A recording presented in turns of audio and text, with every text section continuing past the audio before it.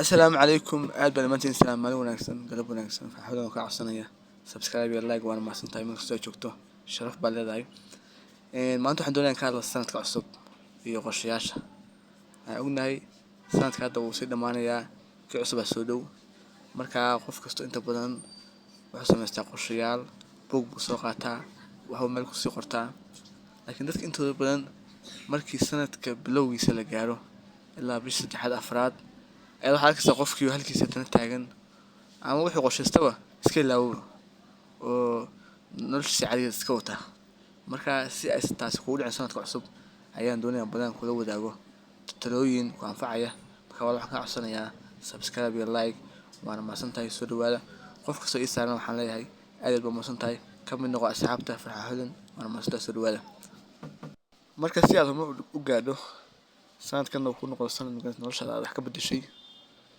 waxaad u baahan tahay horta dhammaan inaad beddesho runtii dabeecadaha caadiga ah maanta waxaa laga yaabaa inaad tahay qof hurdo badan maanta waxaa laga yaabaa inaad tahay qof magaranaysaa telefoon jecel inuu 90 tiktok daawado 90 tiktok saa u jiro daawado waxaa laga yaabaa inaad tahay qof magaranaysaa asxaab badan maantana asxaabtaada la hadlaya markaad maanta eegto dhalinyarada soomaalida ragga dumarba Soomaaliya ha joogaan Kenya ha joogaan meel kasta ha joogaan waxa ugu badan maanta waqti dadka qaadanayo waa tiktok-ga iyo magaranaysaa social media iyo telefoonka qaar baa maanta oo dhan game ciyaaraya ama game macnaha dee ciyaar ha ciyaaro ama game macnaha PUBG ha ciyaaro maanta oo dhan qaar baa game saa u ciyaaraya waxaa laga yaabaa subaxii soo gelaya game saa u ciyaaraya maanta oo dhan asagoo game ka ciyaaraya waxaa la gaaray waqti qadada uu ku qadin haddana wuu ciyaarayaa gamekan PUBG waxaa la yiraahdo qaar baa gamekan kubadda cagta ah ku waalan oo maanta oo dhan ciyaaraya oo maanta oo dhan gamekaas ciyaaraya marka dhalinyarta in badan ka mid ah maanta waqti wuxuu kaga baxaa telefoonka game magaranaysaa waxaa arkaysaa macnaha waxaa soo maraysaa meherad ama meel magaranaysaa la fadhiisto laba ama saddex wax ciyaarayaan game bay ciyaarayaan ama football waa kubadda cagta ama waa game PUBG waxaas oo kale ciyaarayaan marka waqti halkaas qofka macnaha kaga lumaya marka dhalinyaro fara badan oo Soomaaliya ayaa maanta waqti wax kaga lumaan game maanta oo dhan telefoonkaas ciyaaraya subaxii duhurkii galabtii habeenkii marka qofkii waqtigan uu ka lumayaa qofkii caafimaadkiisa ma fiicna qofkii indhihii waayo qofka hadduu telefoonka badsado indhaha xataa waa u fiicna marka haddaad tahay qof noocaas ah iska beddel haddaad tahay qof noocaas ah qorshe aad qorato sanadka cusub waxba kuma tarayo laakiin haddaad dabeecaddaas gameka iyo telefoonka iska joojiso magaranaysaa aad noloshaada beddesho oo aad gameka iska dhaafto oo aad magaranaysaa hawshaa dhaafto waxay kuu noqonaysaa magaranaysaa inaad noloshaada beddesho laakiin haddaad tiraahdo gamekii ciyaaraya noloshaada caadiga wadanaya waxaas macnaha wax kuu soconaya maaha waayo halkaad unbaad joogaysaa haddaba marka waxaa ku fiican haddii magaranaysaa aad noloshaada isbeddel ka rabtid iyo sanadka cusub inuu magaranaysaa isbeddel kuu keeno waa inaad shaqada iska joojisaa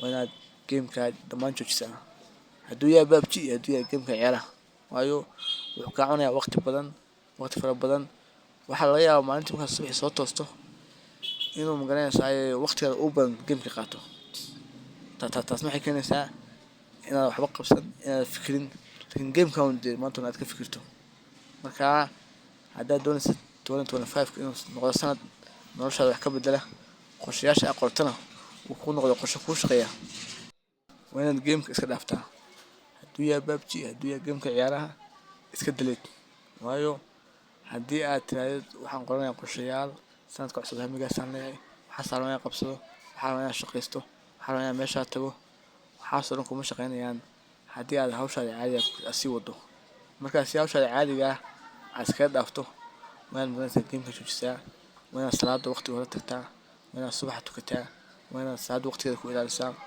waa inaad magaranaysaa cibaadada kordhisaa waa inaad gameka waqtigiisii waa inaad gelisaa shaqo iyo hawlkarnimo iyo cibaado badan taas waxay keenaysaa inaad magaranaysaa aad hadafkaaga sanadka gaadho mid kale waxay tahay tiktok-ga khaasatan dumarka u badan iyo mase dhalinyarta qofkii maanta oo dhan tiktok ku jira maanta oo dhan waxaa laga yaabaa subaxii soo kacdaa qofkii ama inta soo kacdaa tiktok ay furaysaa maanta qof tiktok ku jira markii qofkii maanta oo TikTok ku jiro oo ilaa subaxii ku jiro, duurkii ku jiro, habeenkii ku jiro, waxaa imanaysa in qofkii meesha waqti badan kaga lumo, waxyaabo badan qabsadaan magaranaysaa uusan qabsan. Waana dabeecadda runtii loo baahan yahay inaad beddesho.